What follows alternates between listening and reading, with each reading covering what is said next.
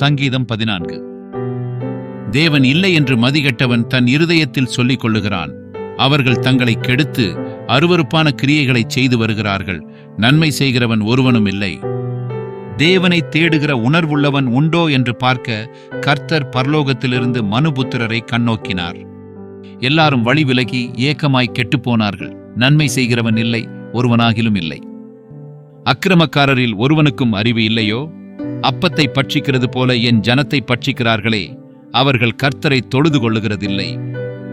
அங்கே அவர்கள் மிகவும் பயந்தார்கள். தேவன் நீதிமானுடைய சந்ததியோடே இருக்கிறாரே. சிறுமைப்பட்டவனுக்கு கர்த்தர் அடைக்கலமாயிருக்கிறார் என்று சொல்லி நீங்கள் அவனுடைய ஆலோசனையை அலட்சியம் பண்ணினீர்கள். சீயோனிலிருந்து இஸ்ரவேலுக்கு ரட்சிப்பு வருவதாக கர்த்தர் தம்முடைய ஜனத்தின் சிறையிருப்பை திருப்பும்போது யாக்கோபுக்கு களிப்பும் இஸ்ரவேலுக்கு மகிழ்ச்சியும் உண்டாகும்.